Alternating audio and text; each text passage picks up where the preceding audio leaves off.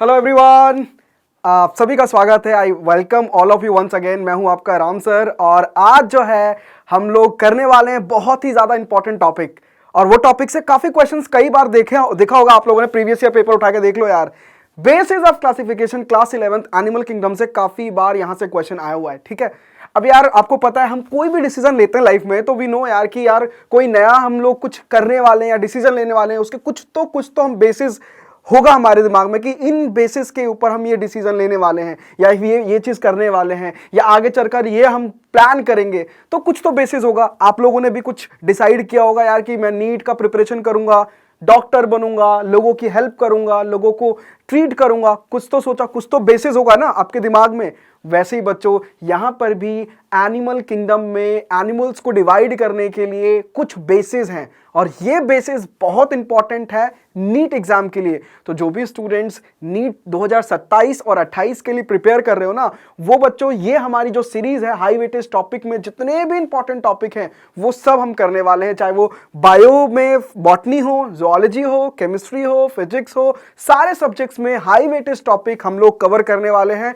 आपको एकदम क्रिस्प सारे इंपॉर्टेंट जितने भी टॉपिक्स हैं वो हम करने वाले हैं डिलीवर आप लोगों के लिए, ठीक है। तो बच्चों करते हैं स्टार्ट, बिकॉज वी नो यार कि आप लोग कहां फंसने वाले हो। इतना लंबा 4-5 घंटे का लेक्चर देखने की जगह, इधर उधर डिफरेंट सोर्सेज पे जाने की जगह, टाइम वेस्ट करने की जगह, अगर आपको एक जगह पर वो इंपॉर्टेंट टॉपिक अच्छे से एक्सप्लेन मिल जाए तो बच्चों फिर क्या ही बात, बढ़िया ही हो जाएगा आपके लिए, टाइम भी बच जाएगा, समझ में भी आ जाएगा और मार्क्स पक्के नीट एग्जाम में। तो करते हैं बच्चों, we are basically going to start basis of classification. अच्छा, बेसिस ऑफ क्लासिफिकेशन की जब भी हम बात करते हैं ना, तो ये याद रखना कि एनिमल किंगडम में जितने भी फाइलम्स हैं बच्चों, उनको हम डिवाइड किया है, कुछ तो बेसिस होगा। लाइक फाइलम पोरीफेरा है ना, फाइलम प्लैटीहेल्मिन्थेस, स्किलहेल्मिन्थेस, एनिलिडा, आर्थ्रोपोडा, जितने भी हैं मतलब सारे फाइलम्स, कुछ तो बेसिस होगा।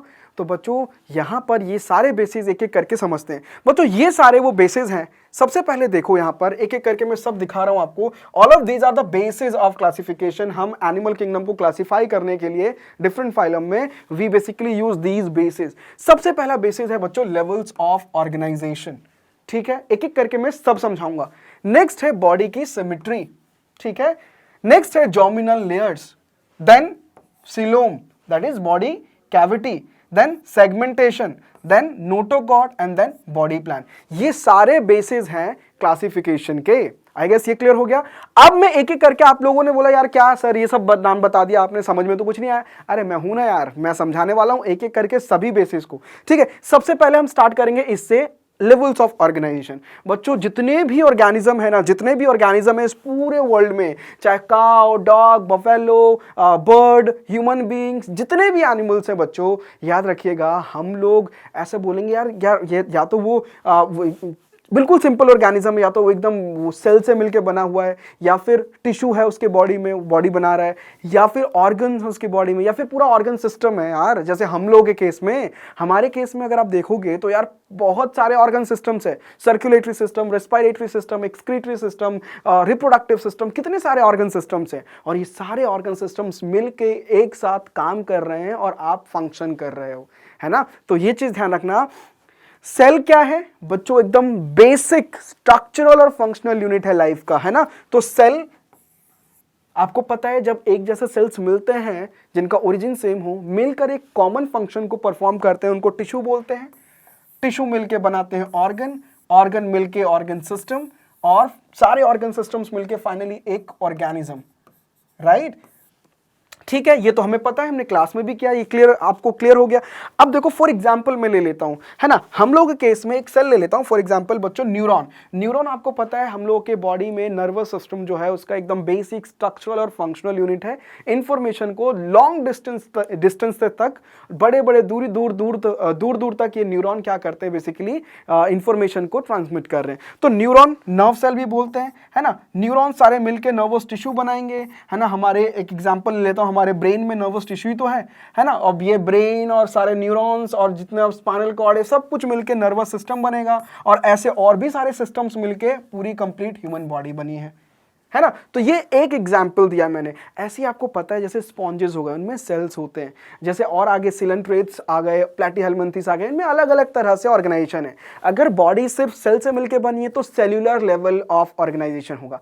अगर बॉडी में टिश्यू है तो टिश्यू लेवल ऑफ ऑर्गेनाइजेशन, और अगर बॉडी के अंदर आपको ऑर्गन देखने को मिल रहा है तो ऑर्गन लेवल ऑफ ऑर्गेनाइजेशन, और अगर आपको बॉडी के अंदर, जैसे हमारे केस में पूरे बहुत सारे सिस्टम्स हैं, है ना, ऑर्गन सिस्टम्स बोलते हैं, जैसे reproductive system, excretory system, respiratory system, different systems हैं, सब मिलके काम कर रहे हैं। तो हमारे केस में organ system level of organisation.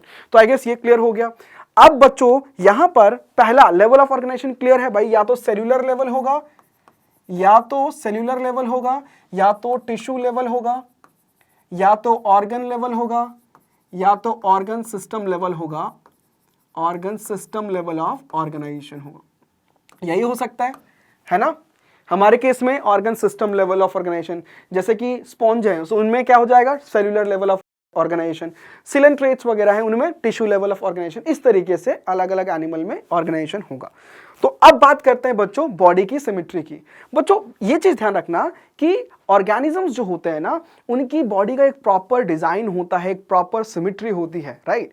अगर नहीं है, अगर प्रॉपर सिमेट्री नहीं है, दोज एनिमल्स आर एसिमेट्रिकल। जैसे फॉर एग्जांपल आपको पता है बच्चों, अगर मैं हाइड्रा ले लूं या फिर कोई और एग्जांपल ले लेते हैं, स्पॉन्जेस ले लेते हैं, तो स्पॉन्जेस के केस में अगर मैं आपको दिखाऊं, देखो ध्यान से, इसको देखो यहां पर, अगर स्पॉन्जेस ले लेते हैं बच्चों, तो स्पॉन्जेस के केस में अगर आप देखोगे, मैं एग्जांपल यहां पर आपको बना के दिखा देता हूं।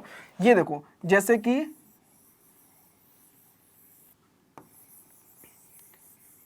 क्या यहां पर एक प्रॉपर सिमेट्री है क्या मैं अगर इसकी बॉडी को ऐसे डिवाइड करूं तो क्या ये पार्ट इक्वल होगा? नहीं।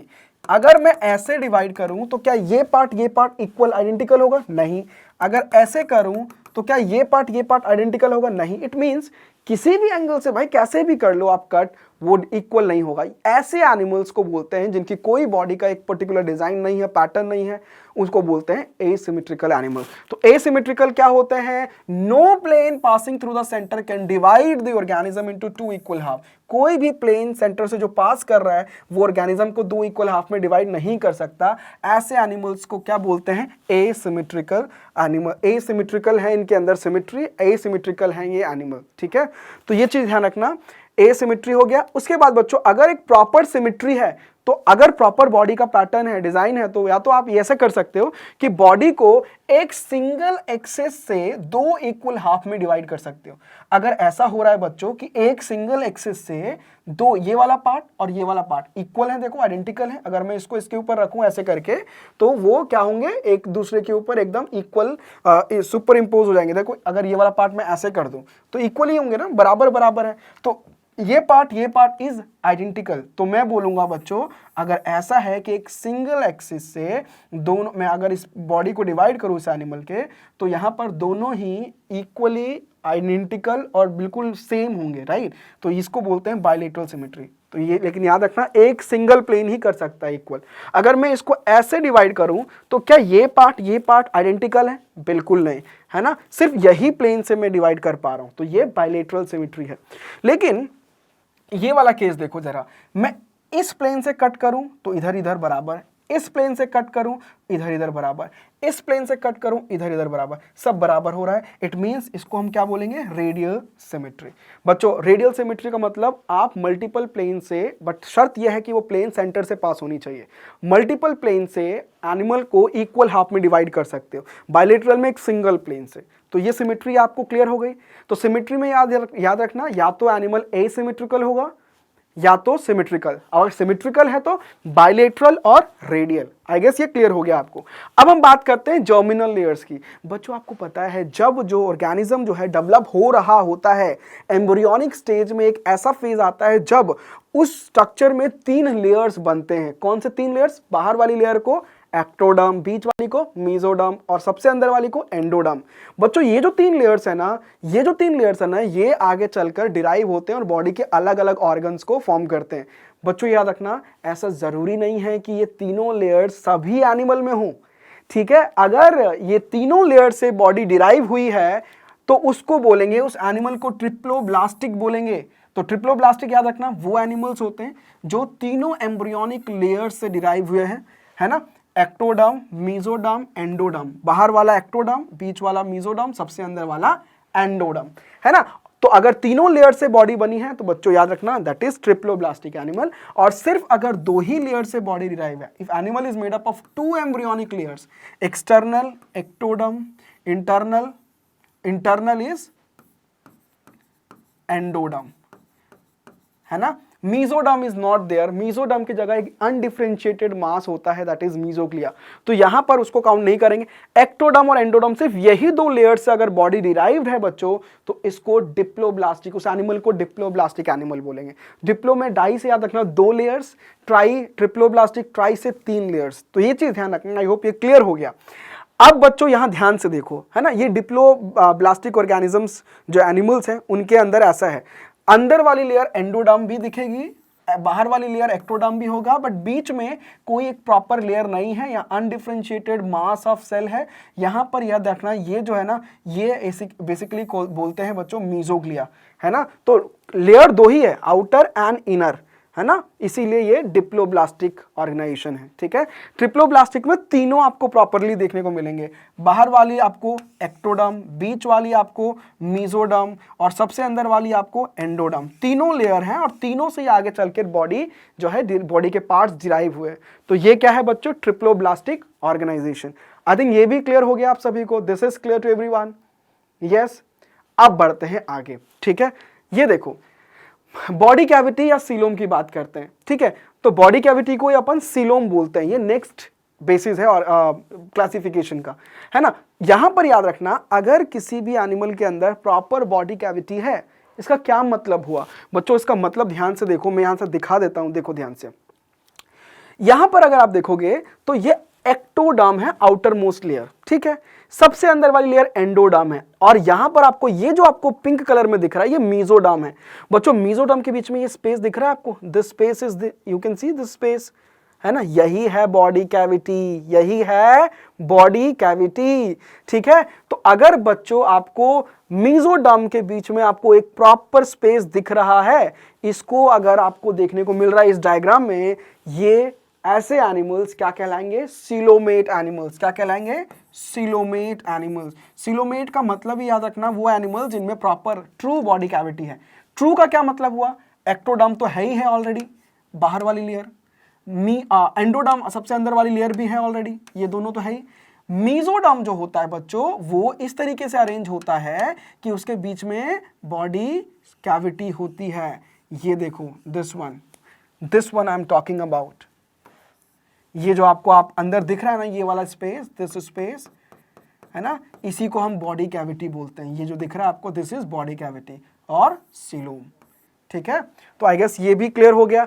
अगर बच्चों ये सीलोम नहीं, यानी बॉडी कैविटी नहीं है, तो ये वाला कंडीशन देखने को मिलेगा। देखो आउटर मोस्ट लेयर भी है एक्टोडर्म, ठीक है, सबसे अंदर वाला लेयर भी है एंडोडर्म, ठीक है। मीजोडर्म भी है लेकिन उसके बीच में कोई कैविटी नहीं है। मीजोडर्म ऐसे नहीं अरेंज है कि बच्चों ये लाइन कर रही है बॉडी कैविटी को, देखो अंदर कुछ है क्या, नहीं, सिर्फ मीजोडर्म देखने को मिल रहा है, यहां पर आपको स्पेस देखने को मिल रहा था। तो ऐसे ऑर्गेनाइजेशन को वी कॉल इट एज ऐसे एनिमल को क्या बोलते हैं, ए सीलोमेट एनिमल। जैसे प्लेटफॉर्म्स में नहीं होती बॉडी कैविटी, ए सीलोमेट्स, जिनमें बॉडी कैविटी है वो एनिमल सीलोमेट्स।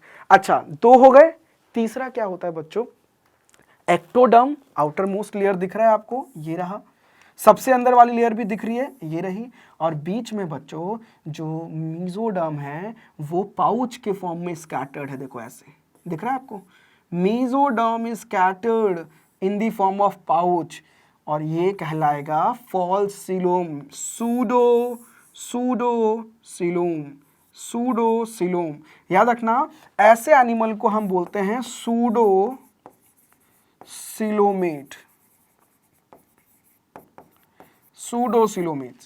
जिनमें एक्टोडर्म एंडोडर्म तो है, मीजोडर्म जो है वो याद रखना पाउच के फॉर्म में प्रेजेंट हैं और स्कैटर्ड हैं एक्टोडर्म और एंडोडर्म के बीच में, है ना। तो बच्चों आप एग्जांपल भी याद रखना, सीलोमेट में कॉर्डेट सारे आ जाएंगे, हम लोग ह्यूमन बींग्स, मैमल सब इसी में आते हैं, प्रॉपर बॉडी कैविटी है। एसिलोमेट में याद रखना फ्लैटवॉर्म्स आ जाएंगे, है ना। और सूडोसिलोमेट्स में याद रखना, सूडोसिलोमेट्स में याद रखना राउंड वॉर्म्स, एस्केल हेलमिंथिस, वो इनमें इसी कैटेगरी में आते हैं। Ascaris you know one of the best example, है ना। तो ये चीज ध्यान रखना। तो आप लोगों को क्या क्या समझ में आ गया अभी तक बच्चों, जो मैंने आप लोगों को समझाया है यहां तक आपको आई गेस क्लियर हो चुका है। मैं एक बार देखो, levels of organisation, body symmetry, germinal layer, coelom, ये सब आपको क्लियर हो गया, राइट। अब हम बात करेंगे सेगमेंटेशन, नोटोकॉर्ड और बॉडी प्लान की। तो चलिए ये समझते हैं, लेट्स प्रोसीड अहेड।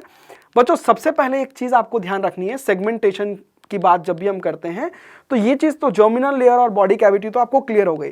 अब देखो सेगमेंटेशन की जब भी हम बात करते हैं तो याद रखना, कभी कभी आपको एनिमल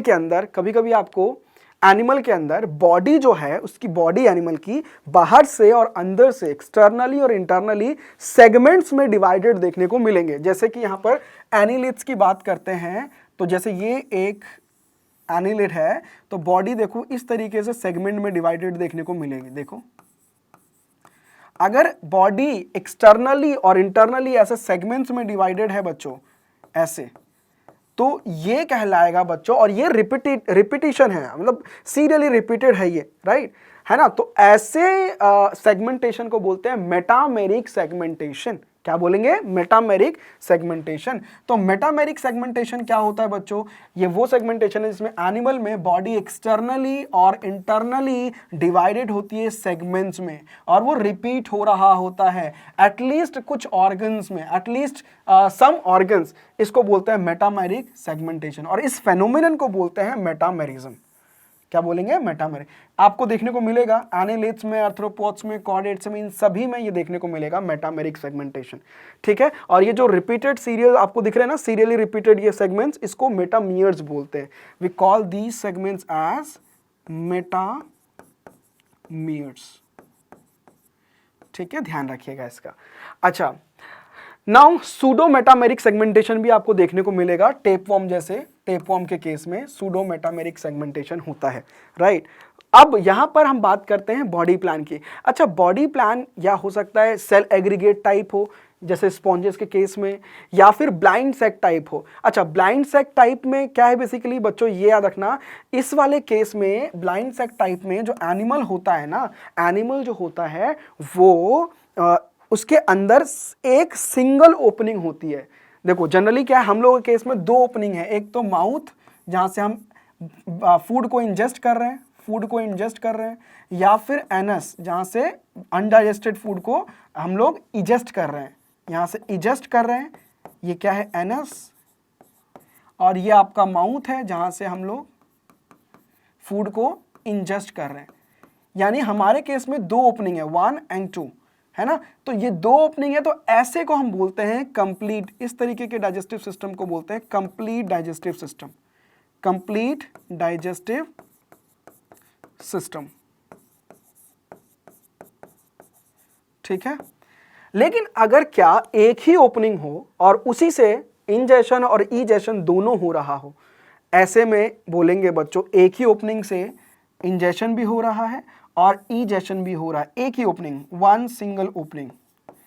बच्चों ऐसे इस तरीके के बॉडी प्लान को ब्लाइंड सेक टाइप बोलते हैं, और यहां पर होता है इनकम्प्लीट डाइजेस्टिव सिस्टम। क्या है? Incomplete digestive system. देखो, तो ब्लाइंड सेक टाइप, इसमें क्या है, एनिमल्स जो है इनका डाइजेस्टिव सिस्टम क्या रहेगा? इनकम्प्लीट, मतलब इसके पास सिंगल ओपनिंग है दोनों के लिए, फूड को इनटेक करने के लिए और अनडाइजेस्टेड फूड को, वेस्ट को रिलीज करने के लिए एक ही होता है ना। अब याद रखना, एक ही ओपनिंग दोनों काम करती है, it serves both mouth and anus, जैसे कि आपको सिलेंट्रेट से प्लैटिहेल्मिन्थिस इन फाइलम्स में ये देखने को मिलेगा, ठीक है बच्चों। ये सारे इंपॉर्टेंट जितने मैं बता रहा हूं ये अच्छे से आपको करने हैं, यहां से पेपर में आते ही है नीट में, ठीक है। चलो अब आगे बढ़ते हैं। अब एक होता है ट्यूब विद इन ट्यूब, ये वाला जो है बच्चों कंप्लीट डाइजेस्टिव सिस्टम में देखने को मिलता है।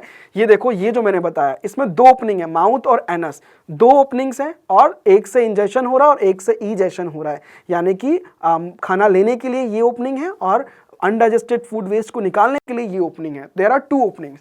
तो सेल एग्रीगेट टाइप आपको देखने को मिलेगा स्पॉन्जेस में, ब्लाइंड सेक यानी कि इनकम्प्लीट डाइजेस्टिव सिस्टम देखने को मिलेगा coelenterate to platyhelminthes. Tube within tube, ये कंप्लीट डाइजेस्टिव सिस्टम के लिए याद रखना ये होता है एस्केल हेलमिंथिस से कॉर्डेट्स तक, ये देखने को मिलेगा आपको। तो आई गेस ये क्लियर हो गया। अब हम बात करते हैं नोटोकॉर्ड की। बच्चों एम्ब्रियोनिक डेवलपमेंट के दौरान आपको देखने को मिलेगा एक रॉड लाइक इलास्टिक स्ट्रक्चर जो कि पीछे की तरफ प्रेजेंट है। इस स्ट्रक्चर को बोलते हैं नोटोकॉर्ड। ठीक है, तो नोटोकॉर्ड क्या होता है बच्चों, जब डेवलपमेंट हो रहा होता है उस समय पर बच्चों एम्ब्रियोनिक डेवलपमेंट के दौरान रॉड लाइक स्ट्रक्चर प्रेजेंट होता है पीछे की तरफ डॉर्सली, इसको बोलते हैं नोटोकॉर्ड, है ना। और ये बीच वाली जो लेयर थी एम्ब्रियोनिक जर्मिनल लेयर मीजोडर्म, उसी से डिराइव होता है ना। तो ये इसको हम बोलते हैं जिनमें भी ये नोटोकॉर्ड प्रेजेंट है at least for some stage of life, उन एनिमल्स को कॉर्डेट्स बोला जाएगा, और बाकी इनको छोड़ के जिनमें नहीं है सबको नॉन कॉर्डेट्स बोला जाएगा। तो नोटोकॉर्ड का होना या ना होना भी एक बहुत इंपॉर्टेंट बेसिस है क्लासिफाई करने को एनिमल्स को। ठीक है, तो ये चीज ध्यान रखना, कॉर्डेट्स तब बोलेंगे जब ये नोटोकॉर्ड प्रेजेंट है एम्ब्रियोनिक डेवलपमेंट के दौरान, एटलीस्ट कुछ स्टेज तक तो प्रेजेंट है, तो ठीक है याद रखना। और नॉन कॉर्डेट्स जिनमें ये नोटोकॉर्ड एब्सेंट है। अब ये याद रखना, कॉर्डेट्स में जो सेंट्रल नर्वस सिस्टम यानी ब्रेन और स्पाइनल कॉर्ड डॉर्सल होता है, हॉलो होता है, सिंगल होता है। हार्ट का जो पोजीशन है वेंट्रल होता है, इन फ्रंट की तरफ होता है, और पोस्ट एनल टेल प्रेजेंट होता है। नॉन कॉर्डेट्स में जो सेंट्रल नर्वस सिस्टम है वो वेंट्रल होता है ना, आगे की तरफ है, सॉलिड और डबल हो सकता है।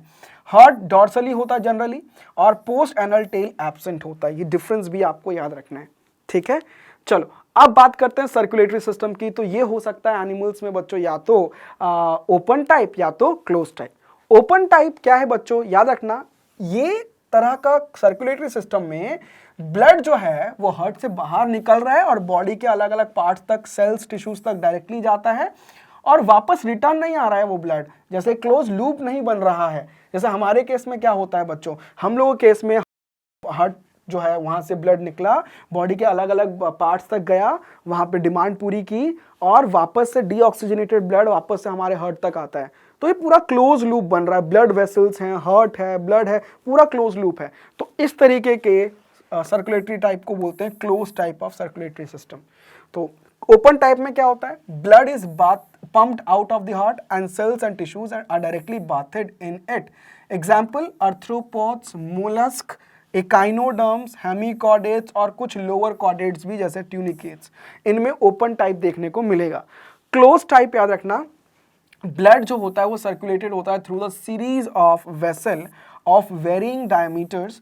लाइक सीरीज ऑफ वेसल्स कौन कौन हो सकते हैं, आर्टरीज, वेन्स, कैपिलरीज, ये सब होते हैं, हार्ट होता है और एक क्लोज लूप बन रहा होता है ना।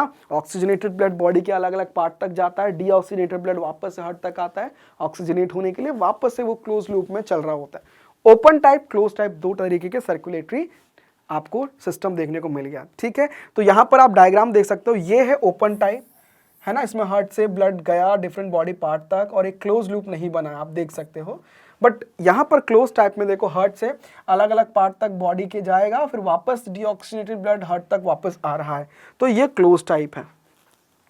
ठीक है, तो आपको डिफरेंस क्लियरली समझ में आ रहा होगा। डाइजेस्टिव सिस्टम तो मैंने बता दिया, इनकम्प्लीट में सिंगल ओपनिंग होता है, इसी से फूड का इनटेक और वेस्ट का वेस्ट एग्जिट हो रहा है, दोनों एक ही ओपनिंग से हो रहा है, इसको क्या बोलेंगे, इनकम्प्लीट डाइजेस्टिव सिस्टम।